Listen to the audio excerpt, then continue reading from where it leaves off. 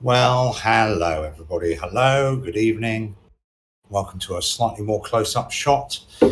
New camera, better, I feel. Look, hardly anyone's here yet.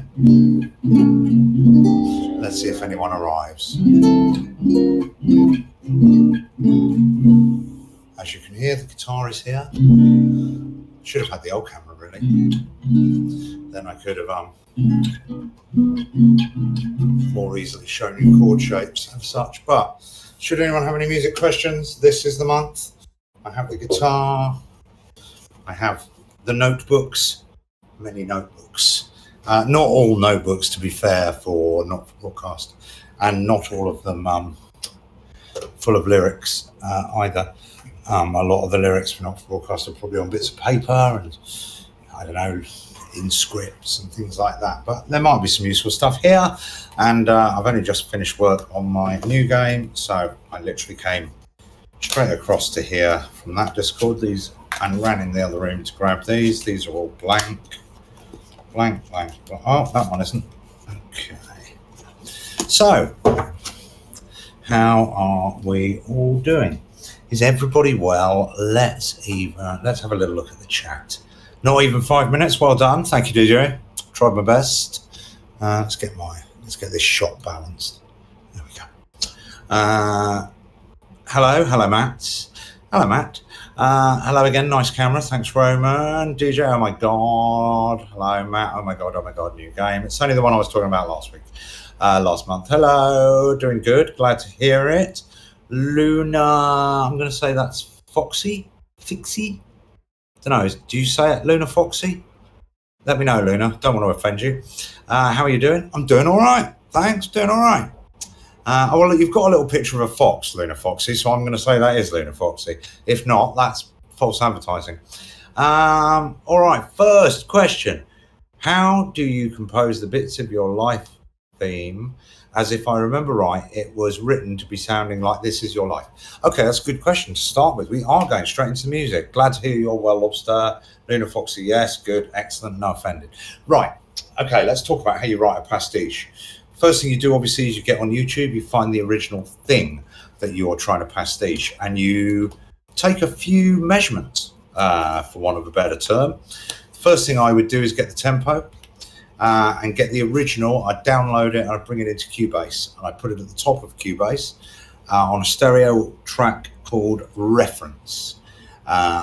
Then I tap along with it to get what's called a tap tempo, and I sort of tweak that tempo until the click in Cubase is holding time with the original as best as it can. With some older music, obviously it wasn't played to a click. So it does drift, and sometimes you have to do a bit of work getting that drift. Sometimes I do, sometimes I don't, sometimes I can't be asked. So I just get it as close as I can. But then you start listening to and taking apart the sounds of the theme. Like, for example, Bits of Your Life.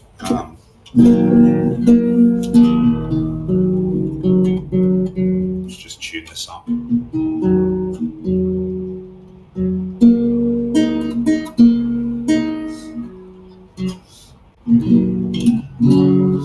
Bits of Your Life is dun, dun, dun, dun, dun. What's that? B flat movie? Can't remember. There's two chords that go bam, bam, bam with a big brass lick at the beginning. And then it goes into this sort of swung, or whatever that second one is. So you find the chords first, you lick them around on the guitar, and then what you try and do is you try and keep as much as you can of that original, right? Because you want people to know that it's a pastiche. But there are a limit to the number of notes that you're allowed to use legally. I can't remember what that limit is, but I always try and break within 4 or 5, maximum 6 notes, which is why Bits of Your Life rhythm goes bam, bam, bam, or whatever it does. But it keeps some of the rhythm of This Is Your Life to remind those of it. And then it goes into a similar sort of swung thing while they're walking around the outside. And that's what I try and do. I try and work out what is the spirit of the thing and what is actually the core of it that you can't just take, because that would be a breach of copyright and sort of not right. And it's not as much fun either. You know, you kind of, if you're writing a pastiche, you want to write something that everybody knows what you're pastiching, and yet it isn't that. That's, I think, the sweet spot for a pastiche. So that's how. So the reason why I did Bits of Your Life was I wrote it literally with the original up the top, and I slowly added tracks to try and get a sonic mix that was similar. From what I remember, when I heard back This Is Your Life, the original, I didn't like it as much as I thought I would. So I took quite a few liberties actually with instrumentation. And then when it comes to mixing, you can A/B them, right? So you can have your mix going with the original on the reference track muted. And if you hit solo on that reference track, it will jump across to your reference. And when you turn solo off, it will jump back to your track. And by doing that, you can know, oh, look, the strings are much quieter there, or they're further away, or what have you. And you can slowly start to try and match the sound. I mean, working from reference is not cheating. Most producers in the world work from reference. That's completely normal. But that's how I go about it. Anyway, there aren't that many people in the world who write pastiche songs. So I don't know if that is industry standard, because I don't think there is one. Right, back to the chat. Despite everything, Rago Neum, you're doing great. Well, I hope everything isn't too awful. Yeah, that'd be a real shame. I hope everything is slowly getting better, and I'm glad to hear you're doing great. It's very important to keep composure when in a maelstrom. Right. Jay, you before said that you loved vinyl disc from a member of this server. Can you tell us about vinyl? Well, I don't collect vinyl. I don't have a vinyl player. I loved vinyl because when I was a kid, that was the only way you could get music. Cassettes had just about started to come in, maybe. Can't really remember. Certainly my first things that I bought were on albums, record albums. The first records I ever played with were my dad's old 78s, which went at 78 revolutions per minute, obviously. Albums used to go at 33, as I'm sure you know. Singles were 45, hence why they're called 45s. And the first single I ever bought was from a friend of mine. My parents had allowed me to buy myself a sort of radio cassette record player thing, a music center, they were called. It was in the 70s, so it was probably brown, if I remember rightly. Really, really ugly. And I bought Bohemian Rhapsody, the single, because my best friend at school, Andrew Bashford, told me it was really cool. So I thought, well, I'll buy that first. Unfortunately, my first 12-inch single was a song called Clouds Across the Moon by the Ra Band, a part of, I think if it came out today, we would call it slop. It wasn't written by AI, but it might as well have been. I just loved it because it had a sci-fi thing going on in it, but my God, not the coolest of 12 inches. I wish I'd bought like Fool's Gold first by the Stone Roses or something brilliant like that. Anyway, so I had tons and tons and tons of vinyl. I started buying Bowie and Prince and Tom Waits. Oh my God, I owned so much Tom Waits. Robert Wyatt on vinyl.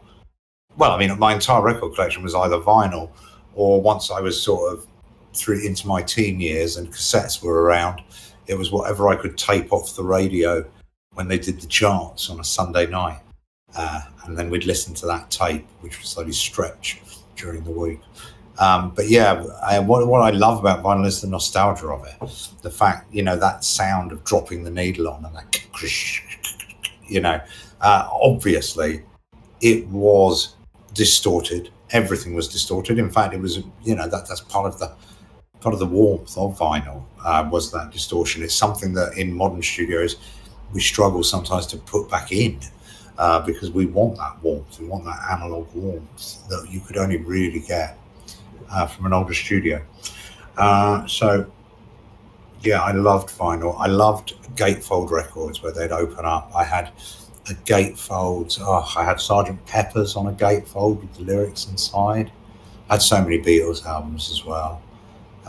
Basically, every week when I would get my money from my Saturday job, my friend Looney and I would go to Our Price and we'd buy records. So there you go. I hope that answers some of what you wanted to say. What you say about vinyl? If not, be more specific with your next question, Roman.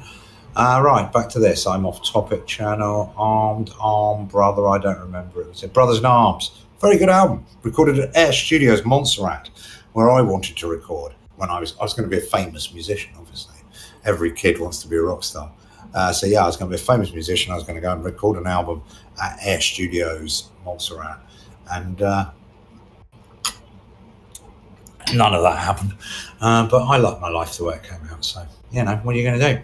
I would love to play the guitar and play the piano with both my hands. It does require both your hands, Matt. That is right.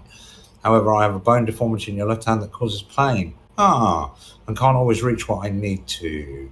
So when I do listen to people playing instruments, I can't. I'm always impressed. Yeah, okay, in the left. So you can't do the octave on your left there on the piano. But I bet you could do the single.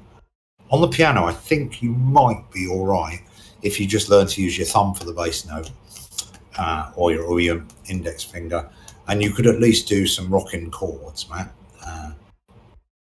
Maybe. Luna Foxy, what was the most fun dimension to film?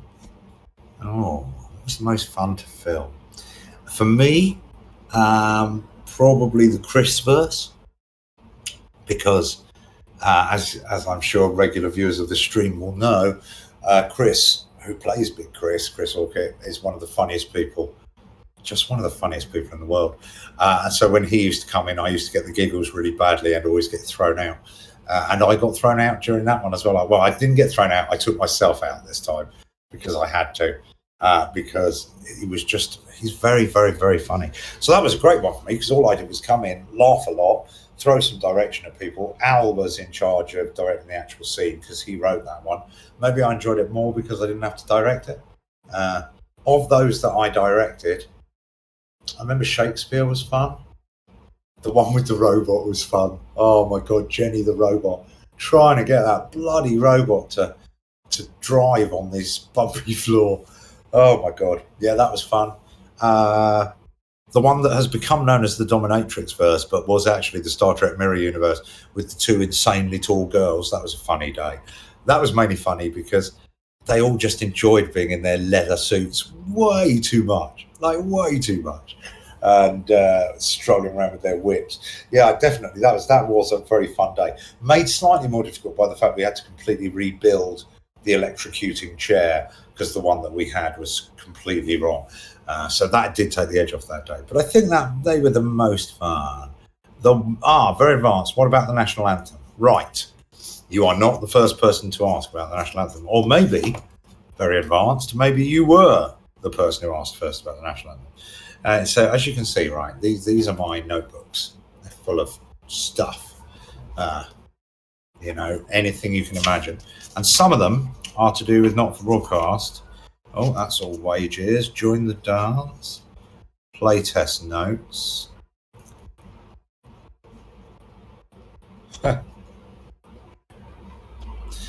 Swell to be a man. Hey, I got something to say. Like I'd forgotten this song. So you see, they start like that. There's the Swell to be a Man from the telethon. And then I type them up eventually. Right.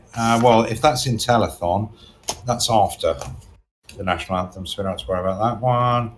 That's all notes on plays. That's all notes on plays. N4B. Well, that sounds like Not for Broadcast. Flow charting, failure states, that's one of Al's notebooks, more than mine. Sometimes I write on the spines, which helps. Suicide song, boxing. Okay, that's from when I used to run a charity. NFB, episode 3. Oh, this will be the later song, so we'll put that over there.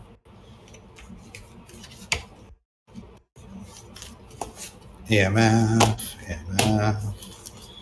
master jobs list. Not for broadcast, early access, Werbs. written on there. That's when the idea for verbs was first mentioned. It got scribbled on the cover of the book. For those not au fait with the game, a verb was obviously, as we know, the pre-runner of a flard. Okay, these are camera decisions. This is about the right time because this is very early in the project. Oh, no, it's not. No, it's not. Somerset Bentleys, film clip lists. That's a shot log back from the days when we forgot to print shot logs. So that's a by hand shot log there I don't recognise that writing, it's not mine. Whoever I gave the book to and went, just put it in here then. At the top of this page are written the words Jeremy Titwank. There we go. That's great, isn't it? I think that must be Titwank Tony. Jake playtesting, ham sleeves playtest. Don't say that I don't do what you want. Right, Roman or someone, snip that. Someone grab a screen grab of that, and I will play it through for you in a sec, and just shout them to you, and see if you know what they are. Okay, you've had that up long enough. So, so it goes A. We, B minor, stand free, C sharp minor, of this reality. Oh, D it says next. Yeah, there we go. So, on the guitar. We are free of inequality. Okay, so nice little run up, then back down to the A. It says here, the lives of all are rich and free. So this is a very early lyric here on this side of the page. Look, there's a very early lyric. The lives of... Now, the next chord is A flat diminished. That's what that little circle stands for. And I have no idea how to play that on the guitar. All stand, but then it's B. I'm rich and free. So that ba, ba, ba, is very sort of classic national anthem. So you get da, da, da, da, da, da, da, da, da, da, da. Chord I can't play. Da, da, da. Still easy here. No go. A, no God, oh, God, that's high. No lords, no slaves, we are A flat, tolerant and C sharp minor, brave. That's the first really clever move in it, okay? Because you're going A to E to A flat, which is, as musicians will tell you, not done. Tolerant and brave. But it takes me nicely to the C sharp, which allows me to drop to the F sharp, which is part of the same key, forward. And I know at this point that I want to get back eventually to my starting chord, but I'm now nowhere near it because I'm about to go forward, B flat, E flat. Frame, dreadful chord on the guitar. You can tell this was written on the piano. Okay, so from the E flat, now you're setting up for the A flat minor. Remember, we got to the A flat earlier. Now we're there, we can start to play. Da da da da da da. C sharp 9, a jazz chord, never would be used in a real national anthem because it's way too pleasant. Da, and national anthems tend to be mainly majors. Da da da. Then to the F sharp B. Da da da. F sharp major. Da da da. And the B, which I tend to play as a 9.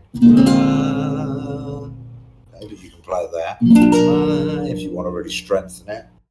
And then you've got G exclamation mark, which is my shorthand for hit the chord once and hold. That's dignity, and then B, unity, dignity, dignity. Right, so that's really weird against a G. That's a B, I think. there. So I'm going G minor on that next note. So that dignity, but the chord stays on the major. Dignity, and that's why it sounds so weird. But when you get it on the B, da da da, same two notes, it feels very sort of majestic again. So that's about being able to da da da da da. That's making one melody sound like two modulations. I don't know what the correct musical term is.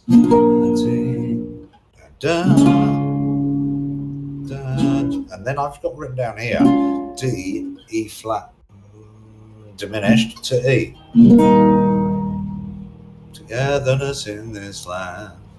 And that must have been as much of it as I wrote for episode 1. So I would imagine that is what we use.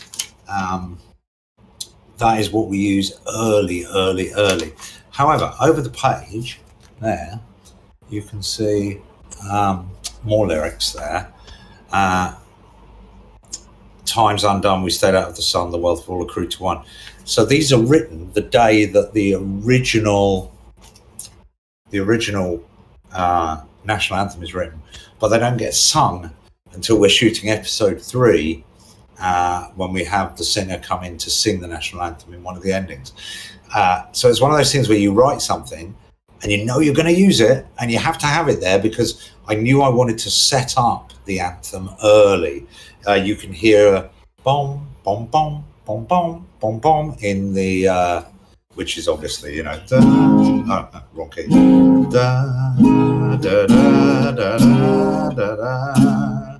You can hear that in the incident music, da, da, da, da, da, da, da, because I really wanted to set that up early so that by the time you hear the anthem, it at least feels a little bit familiar, which is, I hope, kind of clever. Down the bottom here, I'm not sure why I've got this, but I've got written womb / bloom / presume / assume / groom / plume / entomb. Just there. That's how I used to do it when you didn't have a rhyming dictionary, because you were in the back garden with a pen and paper, and I've never really got out of the habit. I quite like sitting, writing lists of rhyming words and then trying to pull them together to say something. I ended up with, save your words of doom, leave your terror in your gloom, emerge from your broken womb. Can't remember how much of that made it in. Interestingly, there's this version. So those who are clipping these, this version might be easier. There you go. Clip that. There's the national anthem. And that is a line at a time. I reckon that's probably the finished version. Yeah, let's try. So that goes. We stand free of inequality, the good from all spreading evenly. No lords, no slaves, we are tolerant and brave. Forward, afraid, thus I take your hand, as one we stand. Dignity, unity, togetherness in this land. It obviously changed since there, because it doesn't go like that, does it? That ending. Still, there you go. There's the very, very, very first version of the national anthem. That's certainly what it was when I started, before I got it in the studio. This page is a match day for Johnny Hamsleeves. Right, back to the questions. Hopefully that's answered something. Okay, what was the most fundamental we've done? Hi, what about the national anthem? I hope that answers very advanced. If it doesn't, please, please, please let me know what else you want, and I'll try and help you.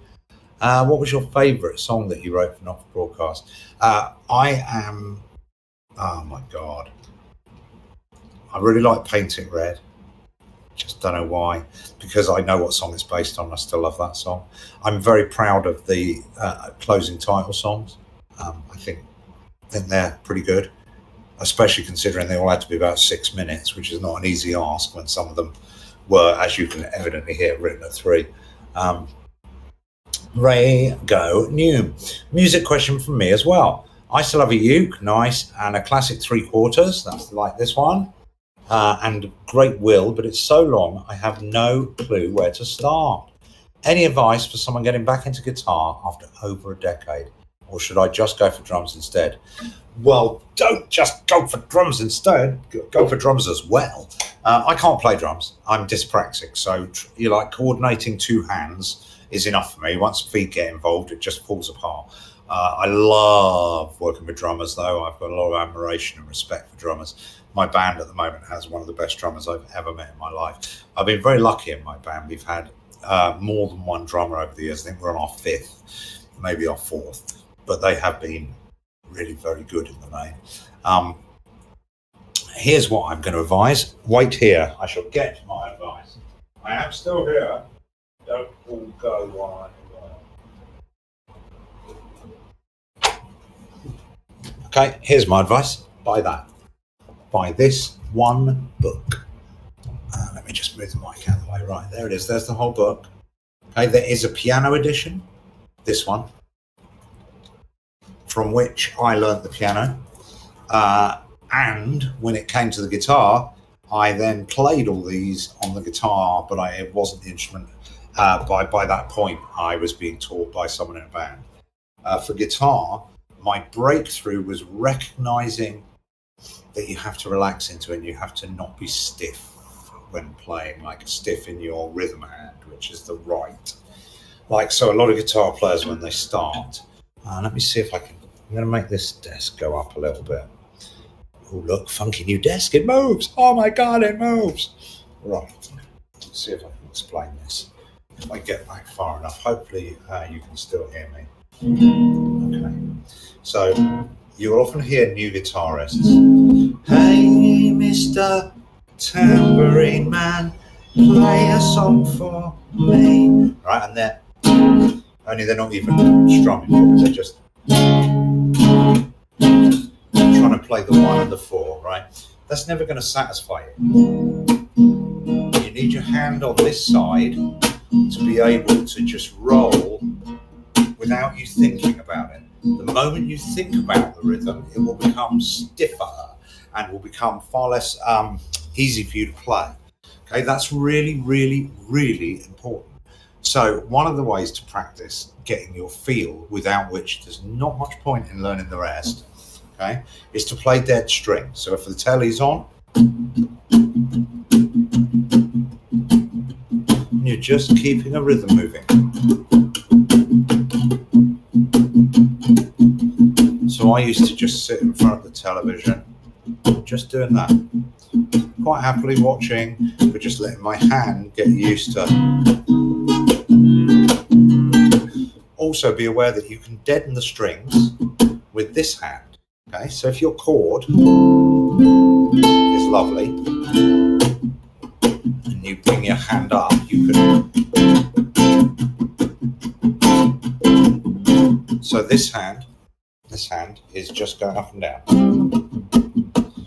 And with this hand, I'm squeezing the strings, okay? So this hand isn't going to change, whereas this hand is going to do all the work just by squeezing.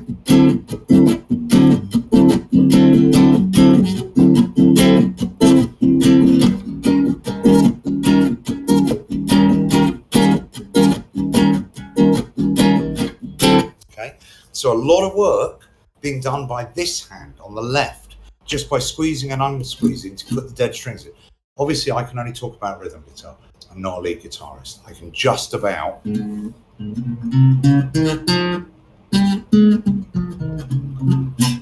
hold a scale, and even that's not great. So I would never claim to be a lead guitarist, but I'm a very good rhythm guitarist. So, right. Okay, I can't remember what I was answering that for. Any advice? Yes. Buy the Beatles complete. Practice, practice, practice. Buy yourself a shaky egg, which is a little egg-shaped percussion instrument. They're not expensive. Get a soft one. Get one that doesn't make much noise, and play it belong to every piece of music you listen to. I play it with this hand, the right hand that you're doing this with.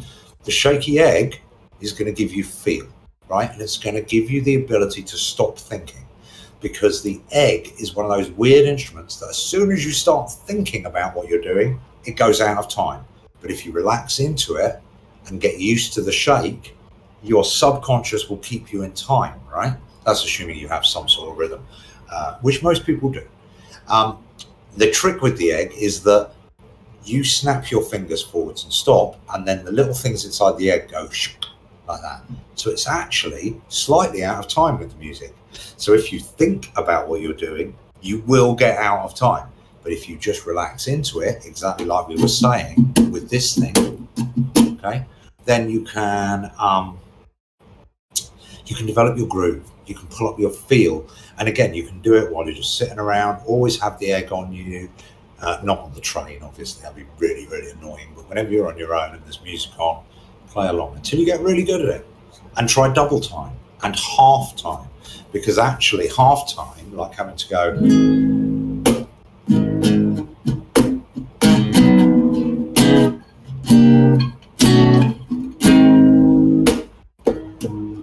it's much harder than you'd think. Because the gap feels longer when you're playing it. And you've got to learn to relax and hold it there. So that would be my advice to you. Buy the Beatles complete, because by the time you can play every song in this, you have a great repertoire of songs. Obviously, these are some of the greatest songs ever written. But also, they will take you through so many different chords, styles, movements. They experimented so beautifully, and and some of the songs are very, very easy. Ticket to Ride is a lovely song to play until you hit the chorus, when suddenly it's very hard. Taxman, great song to play, very much 3-chord song. Helter Skelter, the first ever punk song.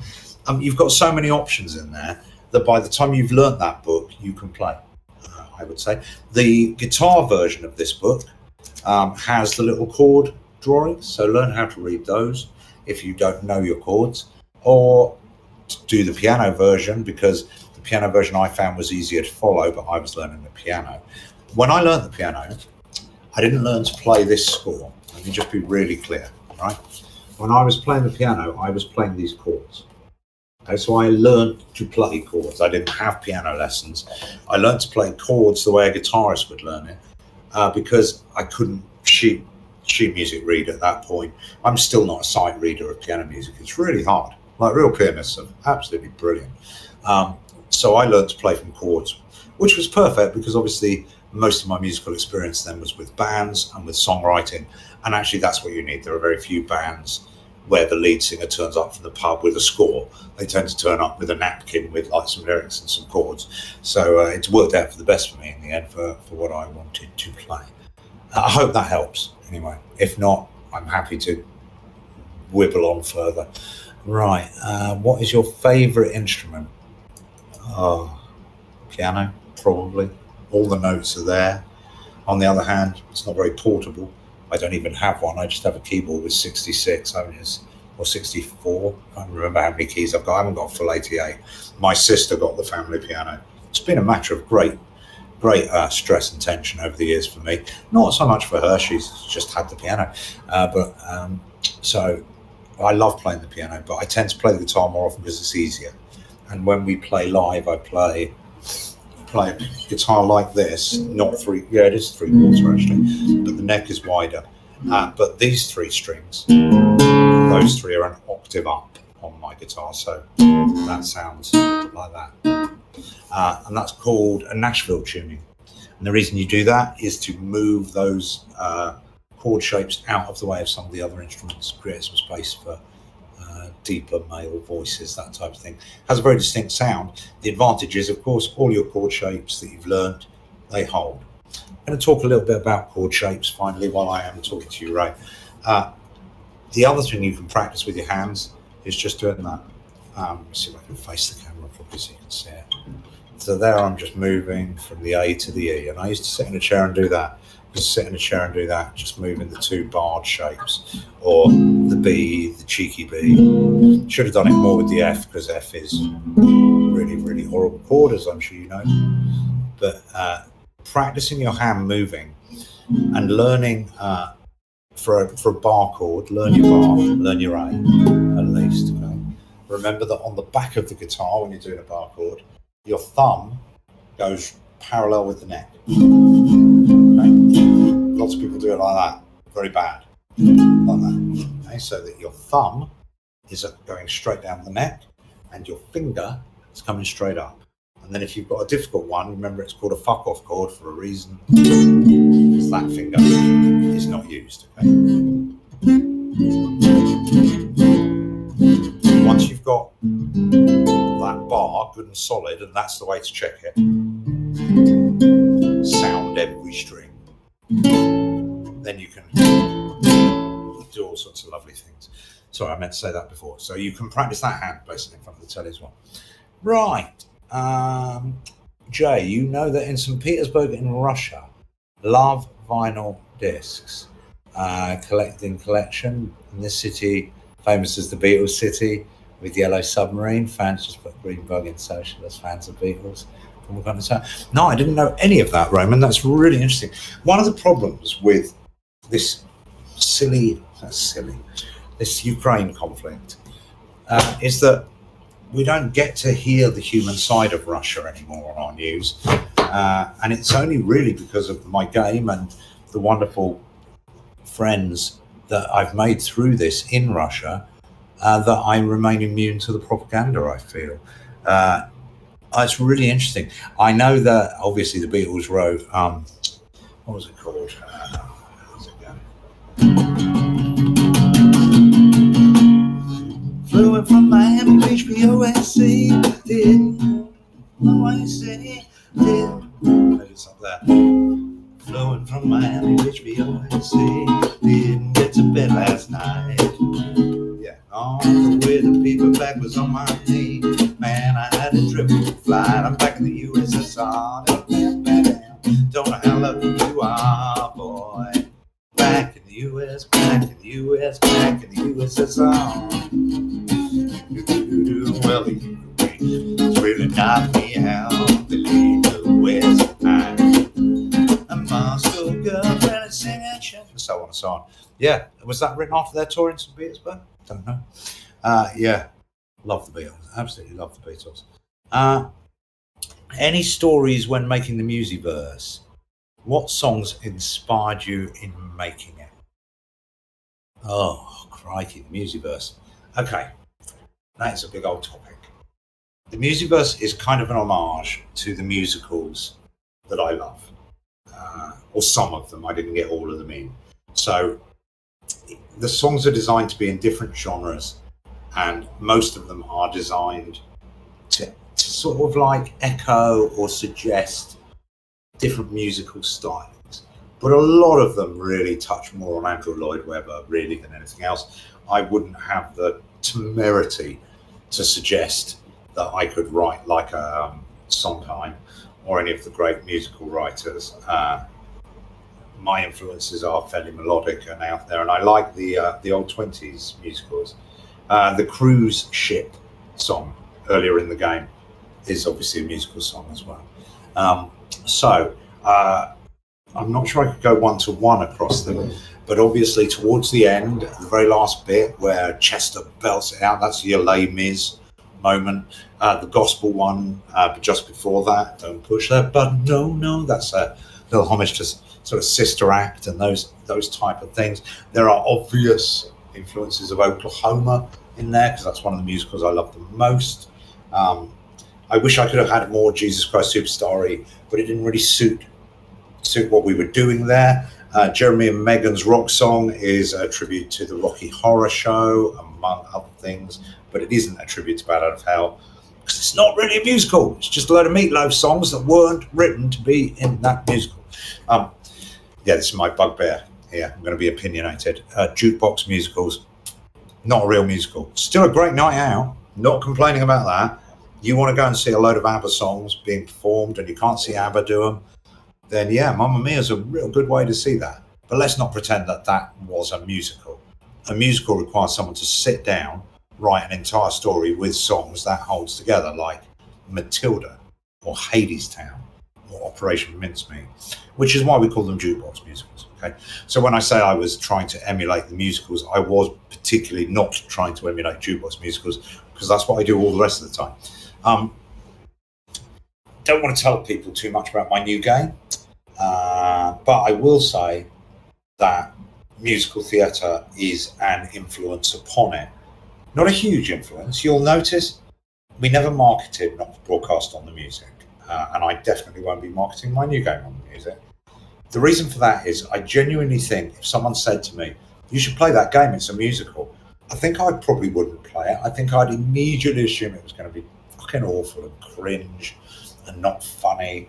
And unless someone said to me, you should play this game, it's a musical like the Book of Mormon is, or it's a musical as funny as this, or it's as good as XYZ, it would really need someone to push it.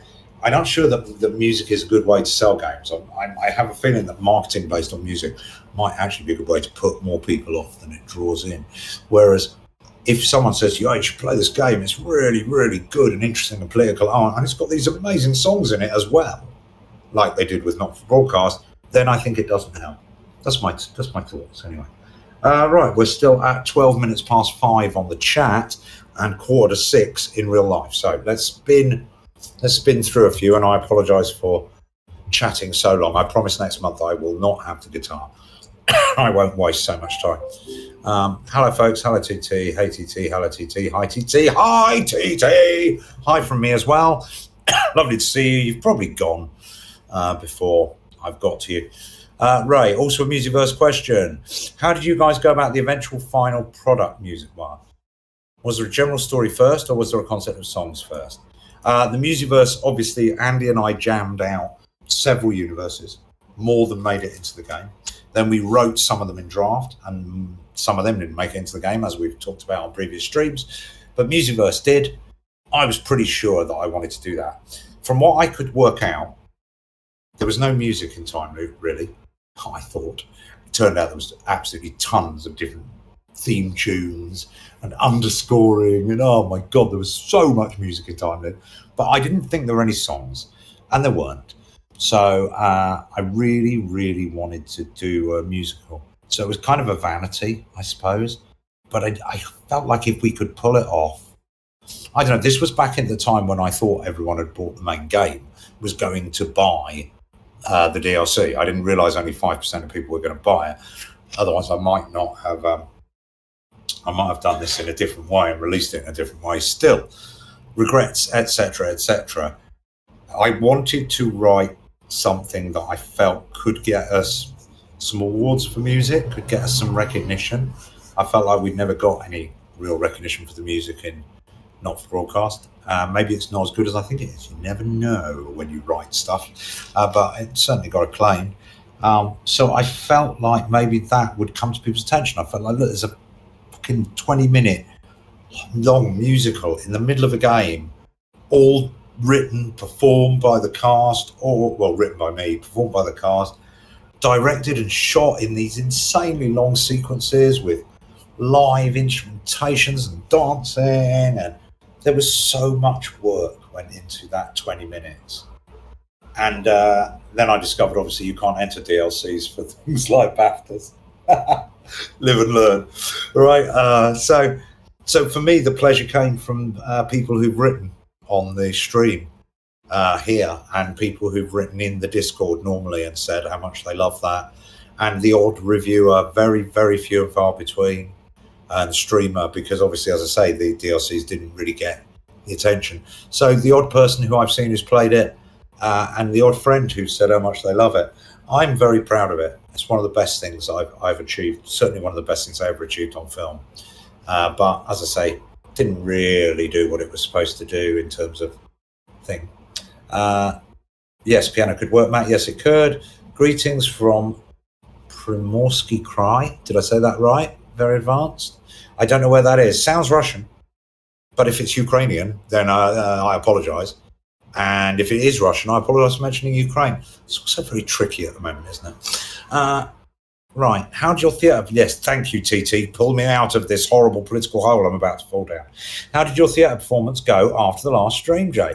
It went very, very well, I have to say. We sold well. I was genuinely pleased with about 3 out of the 5, and I was okay with the other 2 performances. It was a huge part. It was an amazing cast. I think it was one of the better pieces of amateur dramatics that have been performed. I had a lot of people say it was the best Proctor that they'd seen, which was very flattering. But, you know, you never know, do you? When you do amateur dramatics, everyone's always really polite. But I enjoyed it. It seemed to be very well received. The director was pleased. I lost my voice, and it's only just come back this week. Might have been the heat, though. Obviously, we did it in a heat wave outdoors. You can see how tanned I am and how brown and freckly my old man head is becoming as I get older and get sun damage. So it was hot. It was really difficult, but it was brilliant. I love doing it. Hey, Flux. Yeah, Flux, life is crazy busy. Yeah, man. I hope you're doing well too. More music from Joe in the future. Maybe. Not really, but could be a lot worse. Good. Yeah, I know your stuff, TT, so that's up to you to talk about. How did you make the advanced ad? Where did you get the videos to cut into the ad? The videos that we cut into the ad, from what I remember, and Andy Murray is the expert on this, was stock footage. Now, I know we got some of it from Shutterstock, or I think we did. I think we got some of it from Adobe. In fact, I think we got a lot of it from Adobe because it came with our Adobe stock footage thing, which is why they all look so different, because obviously we couldn't go out and shoot all of those. There is the odd shot in them that we shot ourselves, and obviously, especially in the lockdown, we made lots of changes and edits to them ourselves. Andy would be able to tell you more. I wish I could tell you. He also cut together Crazy Neil. The man's a genius little editor. Everything in the game is so perfect that I even look at the advertisements here. Oh, bless you. Swell to be a man. My favourite, definitely not problematic to sing out loud. Yeah, no problem at all. I don't see what the issue would be. If you want to get cancelled, Lobster, can a lobster be cancelled? Boiled, I would imagine. I'd like to know what Jay would enjoy doing the most in Bumley. Would he see the Tramps fight, or just go to the Spade Factory, or would he? I'd go to the Hull. I mean, come on, you've got to go to the Hull. The number of jokes that we made in the office about Bumley, we really enjoyed Bumley. Bumley was where Not Cod was set, the quaint town of St. Bumley on the Taint, run by Reverend Murdoch. No relation to Rupert Murdoch, absolutely not. Please don't sue us. And so when we got to bring back Bumley, we were really happy because Bumley just makes us laugh. I don't know why we're so childish. It also, once we were doing Come to Bumley, we were thinking a little bit about that Father Ted episode on Craggy Island, where those people have gone on holiday to Craggy Island and they're like, well, we could go and see the Rock. And, you know, there's like a rock and a sign and a post or something. I can't remember exactly what it is. But Alex, when he wrote that, I'm sure that was on his mind. I'd love to take the credit for even the name St. Bumley. I bet that was Alex. That's got Alex written all over it. He's such a fucking funny man. Very advanced. That feeling when I'm happy to listen to propaganda, classical music captivates me. Good. Yes. Now, that was a very deliberate decision. We didn't use classical music, as you know, anywhere else in the game. We felt that Advance would do that for exactly that reason, to make their propaganda seem so British. Something about classical music suggests we know what we're doing. We come from an official place. Turned, of course, into a bit of a nightmare because, yeah, you can do it the cheats way. The cheats way is to go online and download a MIDI file that someone else has typed the score in and then just put it through some good instruments and put it in the game. And I did do that twice. I will admit, I came close to doing that twice. There was a few tweaks, but nonetheless, that was one way of doing it. But the problem with that was I would get these MIDI versions and they would be exact to the score. Obviously, somebody has just put in the score. You know, the score is out of copyright. It's very easy to read in the score, but it has no feel. It has no, the tempos were wrong. It wouldn't accelerate. It wouldn't have any dynamic. So I used to spend hours, just hours, tweaking every other note and making it slow a little here and breathe a little here. And I would change the instrumentations, such to the point that by the end of doing things, I used to just deliberately mess with them. I was putting electric guitars on classical music, just because I felt like, well, if I'm going to do all this work, I might as well have some fun and see what Advanced would be doing. So I hope that helps. Yeah, classical music. Verbs were so important on the notebook. They certainly were. I want to know about the titles music, says DJ. Hi, DJ. I know the National Nightly News is based on the BBC News theme. What about the other titles? Live and Spooky. And Live and Spooky isn't based on, well, a little bit based on, I think it was called Ghost Watch or Most Haunted. I think they showed me Most Haunted and said a bit like that. NNN is based a little bit on The One Show, just a little bit, which is a sort of magazine show. The Night of Smiles, I don't think that's based on anything. The Nightly Show, I remember in my reference channel, I had for a while the end titles of Stephen Colbert's Late Show, or maybe the opening titles. I really wanted something, that just was so far away from the news. I can't remember if it was Colbert. It was someone like that. Number 83 just says, wow. Okay, number 83. What are you the 83rd of, I wonder? And what are you wowing? See, I have to make fun of Jay because the bugger is too talented. Thanks, TT. See, that's a friend. Understands. All right, I think that's what almost everyone does. Yep, Matt, that's very true. That's how you all show love. I know this. Are you recording this on video? I'm not. But I would imagine that Roman is. Yeah, there it is. Next screen. Roman. Oh my God, thank you. I don't have to sit and pick through this anthem. Yes, are you the person, Very Advanced, who wrote, who was in the Discord, and I said, come to the stream and I'll do that for you. Hopefully someone has snipped that and posted it in there. Why so good? I don't know. Love Anna Vincent's performance. My personal favourite version of the anthem was for the episode 2 credits. Yeah, that is a nice version. That is a really nice version, but Anna's version is a hell of a thing. Jay writes in the garden. Yeah, I like to take the guitar out in the garden. The guitar, the Steam Deck, a notebook. These days I take my Supernote, which I think I've shown you on this thread before, and if not, ask me about it next month, which I do all my writing in now, and that has all the lyrics for the new game in, because as you can see, these build up, cost money. The Supernote is infinitely long, and I don't lose bits. What advance has come so far? I'm sitting on the other side of the world watching this beautiful stream at 2 a.m. Oh wow! Oh my God! It's like just coming up to 6 p.m. And by the way, the singing is beautiful. See, that's my secret weapon, Anna V. She is a hell of a singer.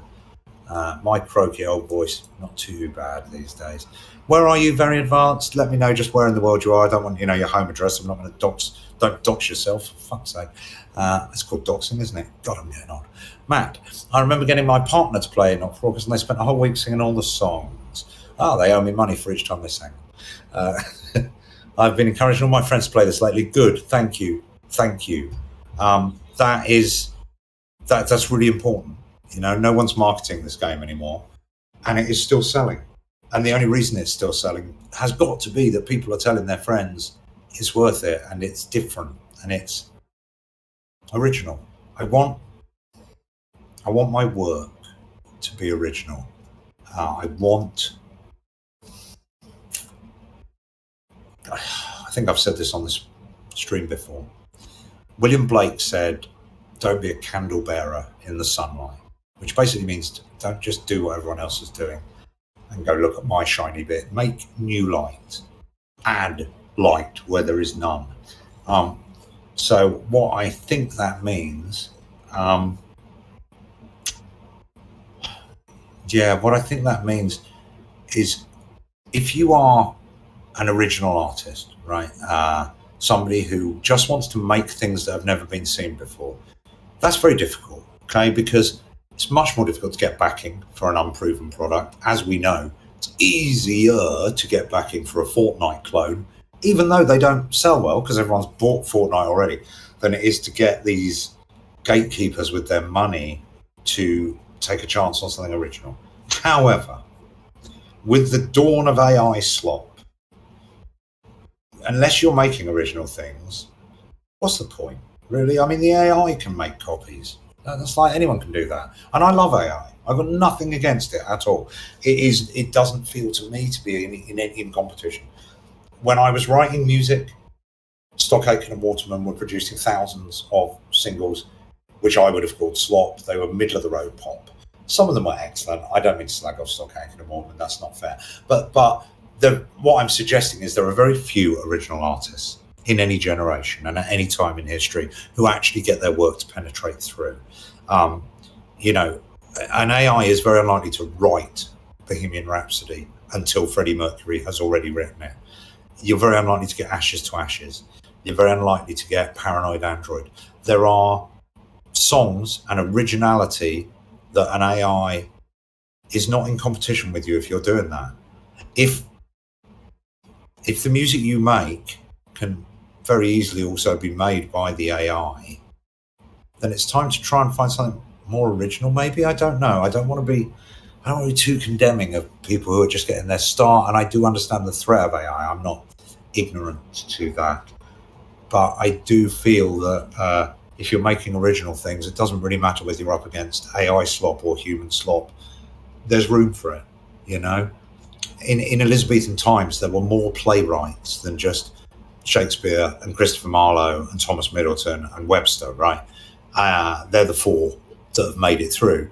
But probably there were 30 more who were superb and never made it, and about 800 more playwrights whose work was just a bit middle of the road, just like we have now. There are loads of entertaining shows that are not art. They are candle bearers in sunlight. And then occasionally there is Severance or something so individual that it cannot be qualified or classified. And I think if you're an artist, that's where you want to be anyway, so don't worry about AI. Right, sorry about the digression. Oh my God, it's 1 minute to 6. Since this is right, Lobster, since it's a musical stream, I won't ask any questions and just say the Russian dub team was able to perfectly replicate and convey how good the original music was. That's great to know. That's really good to know, because obviously I don't speak Russian, and I wish I spoke Russian and English like you talented people do. That would be really brilliant. I admire you for being multilingual. God, respect. Obviously, it's still fully on you for making such good songs. God bless you. But I need to shout them out too, because that's how I first experienced them. I'm really interested in that, Lobster. And I'm really glad that when you came from the Russians to the English, they didn't change meaning on you, because it's so hard to do. There's a true story about the German, I think it is, translation of Hamilton that Lin-Manuel Miranda just had it go back and forth, and they had someone else translating the German back into English to check that all the meanings were there. And yeah, really, really, really difficult. So I can't be happier than I was. And I've got to tell you, the Russian dubbing team, certainly towards the end of the game, when, let's say, global politics was not on anyone's side, God, they were amazing. They were so amazing and so dedicated. Just brilliant. Just brilliant. Never met them. Wish I had. Would love to have a beer with those boys and girls, especially if they speak any English. Right, here we go. Onwards through these chats very quickly. I remember in year 7, this is Matt, in music, my fingers were skinned from playing instruments. Blimey. Shouldn't be playing instruments that skin your fingers. Barbed wire guitar and like red hot piano. Teacher would either be in a good mood or a bad mood, depending on how her day was the day before. We used to call her Mrs. Potluck, because it was a potluck, but she'd be in a good mood. Yeah, I had a few teachers like that. My piano teacher told me it's like reading a book. You always know how to read it. Yeah, it isn't possible that you forgot how to read sheet music. It is possible that you're out of practice. I should imagine you still could look at the lines and go, every green bus drives fast, and then slowly work out what those notes are in FACE. And then you probably still know that the bass clef is all cows eat grass, or whatever sort of mnemonic you learned. I used to be able to sight sing a melody line and sight play on the clarinet, but I lost the ability to do it at speed. But that doesn't mean I can't actually read. I can sit there and go, okay, that's a C, so it's C, B. And if I write the notes on in letters, I can then play it on the piano. So I think it is impossible to completely forget, but it's definitely easy to just get so slow that it's useless. My name's Orbaum. This is my masterclass. Yeah, sorry. Yeah, primary, blah, blah, blah. I have to run. Bye to Kaji. Okay, well, that was like 20 minutes ago, so no point saying bye to you. I should have started the stream saying this. I definitely should. Maybe I will next time. I won't. Joey Moat. Hello, Joey Moat. Are you still here? Let me have a look. No, you're not. Okay, came and went. I shall hotel. Okay, Joey Moat, you hotel. How does one hotel? Does one just check in? I wonder. How do you organise it? In Russia, we have separate schools, essentially as a hobby. You sit, yeah, we have music teachers that do it as a hobby. Certainly when I was at school, it was on the curriculum and it was compulsory. I doubt it's compulsory now because for some reason society in England has decided it's things like maths and English and science and engineering and all of that that's important, not art. We can't have art as a compulsory subject or music or theatre, despite the fact that nearly everyone in the world, when they finish working, wants entertainment and art. And actually, if you took the art and the entertainment away, life would be pointless and miserable. So, but, it sounds like Russia's got a similar attitude. Let's talk about that next month. Okay. Guitar learning 101 or something at the end. No typo. Ho, the Dutch how. Primary, good. You've answered that as well. Full show of Requiem for a Childless Life. Yeah, would you? I mean, God almighty, that one song goes on a bit, doesn't it? Can you imagine what the show would be like? I mean, you can't see it, TT, because I'd have to write it. And I think I'd kill myself before I got through the end of it. Not literally kill myself, don't all reach out. It's a joke, trigger warning. To be fair, not for broadcast, maybe like musicals. Okay, that's cool. That's great. I'm really glad. But don't be surprised when you find that quite a lot of them, not so good. Some of them, though, the ones I mentioned earlier, very, very good indeed. TT's still here. Glad to hear it. Bank holiday, not a pointless dag at work, which I think means day, unless you've gone Oz. These streams should be 2 hours long. No, they shouldn't. My throat is going. 1 hour stream, 1 hour of masterclass. I didn't realise only 5% were going to buy it. Yeah, that was a bit naive. Yeah, it was a bit naive. I completely agree. But, when you do amateur dramatics, when you do anything in art, right, you can either write it for an audience, but that's a bit silly because you're not likely to get an audience. Most art finds its own very, very, very small sort of audience, like really small audience. So to write for an audience is crazy. The process. So commerce can't hinder creativity if you love the process. Like I love writing a song. I make a big fuss about it when I've got to do it and I procrastinate, but I do love it. And when it's finished, I'm so happy. I want to get the DLCs and stream them on Twitch. Yeah, you should do that. Write to me. Cry, if you have any followers. If not, just play them for yourself. Cry is city in Russia. You're almost right. It's a region. Essentially, Vladivostok. I heard of Vladivostok. Amazing. You'll see. I really want to go to Russia, right? I really wanted to go to Russia before the war broke out, back when we were all friends. Like we sort of still are, I think. It's so weird, isn't it? I really wanted to go. I want to see your history. I want to see your buildings. I want to see that magnificent architecture and the vastness of your land and like the different temperate zones. God, I'd love to see Russia. I really hope we can all make peace soon. That would be lovely. I'd love to see Vladivostok. I'd love to go to the places that I've read about in Chekhov and Tolstoy. I mean, God, when it comes to it, really, it's Britain and then it's Russia really for plays, isn't it? Then probably America, then maybe Germany, of course, Brett. Anyway, Pexel stock footage. I made an advert with a lot of their footage. I will watch that, TT, but I won't watch it now because we're way overrunning. But I'm nearly at the end of this chat. I love the Bumley ads. Me too. I love making them. Fine with getting cancelled if it was singing Swell to Be a Man. There's a song coming in my new game that will definitely get you cancelled and you will not be able to sing anywhere. I promise you that. Okay, saying hi really quick because my boss has cameras. She'll tell me if she catches me. Jesus Christ, Julia Stan.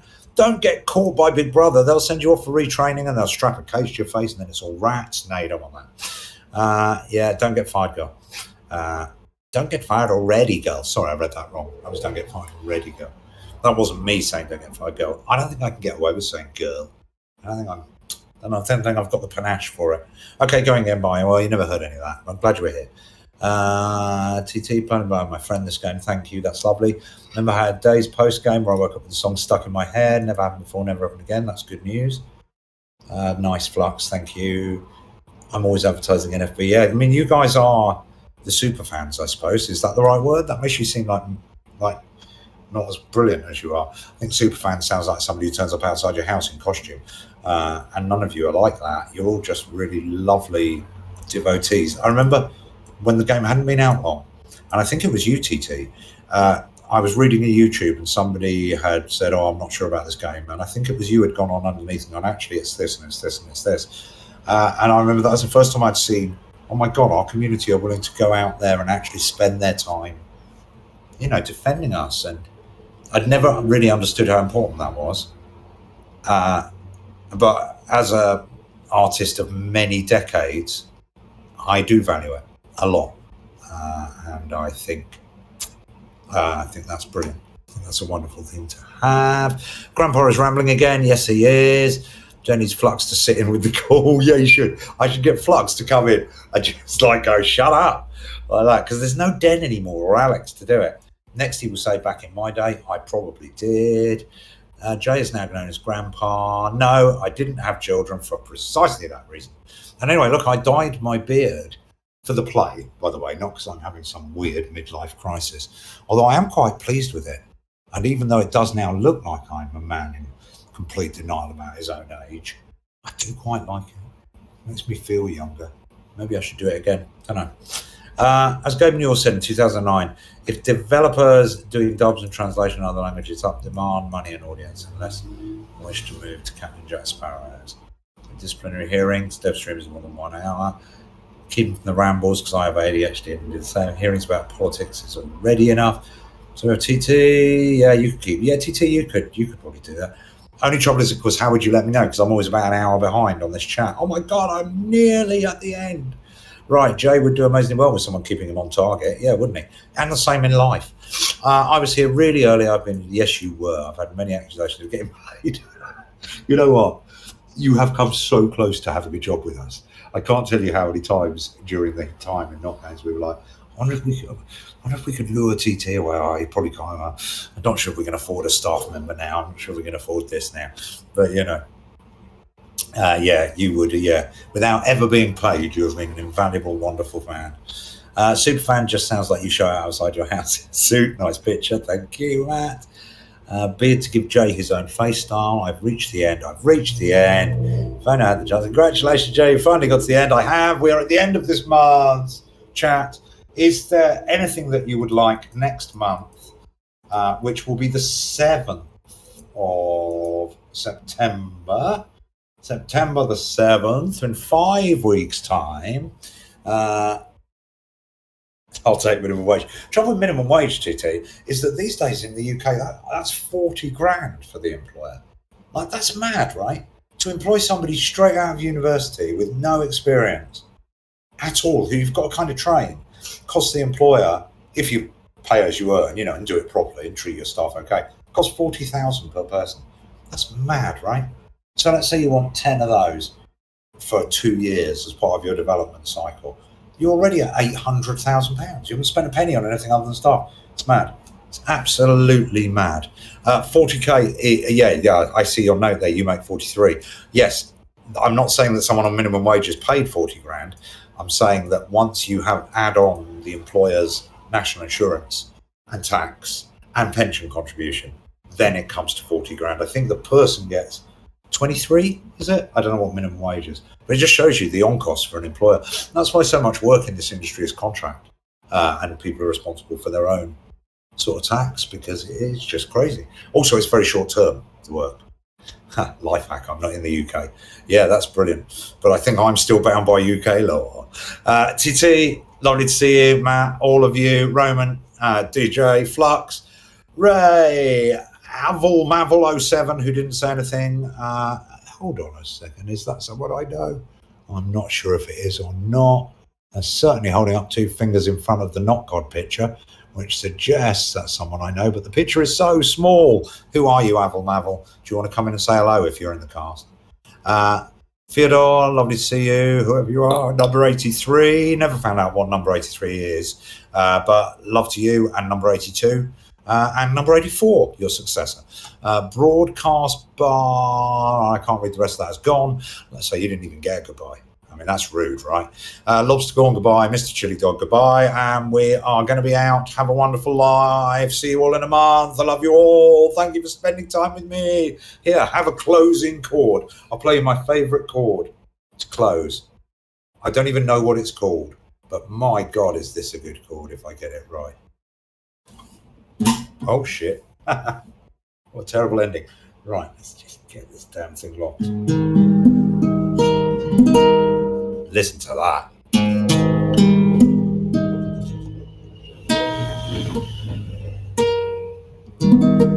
Come in, Mr. Bond. Brilliant. Yeah. 20 points if you can learn to play that by next month. See you all. Bye.